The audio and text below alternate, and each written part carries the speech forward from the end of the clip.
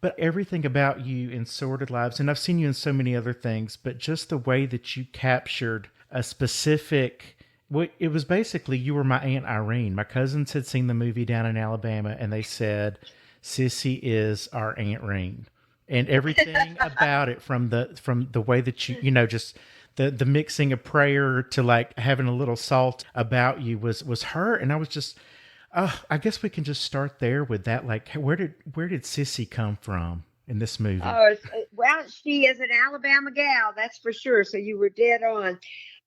It's funny, Dale Shores had come out to me, and I was trying to think what year that was, maybe 93, something like that. And he had called me on the phone and he said, I answered, I said, hello. He said, Beth, I'm gay. Good for you. And I said, how about that? Because he was married with two Oh kids, and wow. I had never had a clue.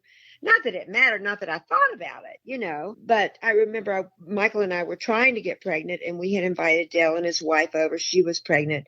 And then another friend, Jim Holmes, a director, and his wife, I think, who was pregnant. I guess we were trying to get her to rub off on us. Oh yes. And I just hadn't thought about it. And so, but I was amazingly happy for him. I knew that, if you were living a life that wasn't true to who you really were, that it was a very important moment for him. I knew he wasn't doing it casually. Like he didn't have a casual flirtation and decide, to give up his wife and his children. Not that he gave them up, but, Right. to make such a big change. So I was immediately happy for him. And right after that, he sent me a short story that he had written about Sissy, which was about his Aunt Sissy, which, in Alabama would say Ain't Sissy. Ain't. Did you say that? Because I Well, would yeah. say Ain't Mary. Yeah, it was Yeah. Ain't Rain. She's Irene, but Yeah. it's Ain't Rain. It's so Ain't funny because Ring. I And grew you up go in to the Kentucky and we library still for said books. aunt. You don't. Y'all said Yeah, you aunt don't. In Kentucky, growing up in Kentucky, we Well, still said I mean, that may aunt. have something to do with y'all being farther north, the entire Right. Mason-Dixon line thing. Something like that. Well, they did not go to the Wawa. Apparently. The Wawa. Well, I also grew up in the city in Louisville. I wasn't. Oh. I mean, I did spend some time in the country, but Mhm. Oh, I love Louisville, though. It's anyway. So much for Louisville. Back to Alabama. So Dale had written this short story, and I was trying to think what it was called. Was it "Quitting Smoking" or something like that? And I loved it. It was so good. And I said, "Oh, this is fantastic!" And then he turned it into a one-act play, and he had Ann Walker and I've forgotten who else, but I don't think she ended up doing the play. But anyway, come over to his office and just do a reading of this one-act play, and we loved it.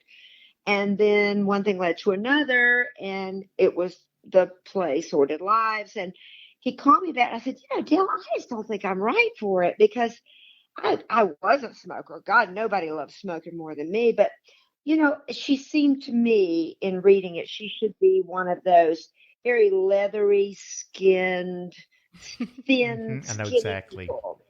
Yeah, and I just thought I just don't look like that, even though I understand smoking. I don't look like that.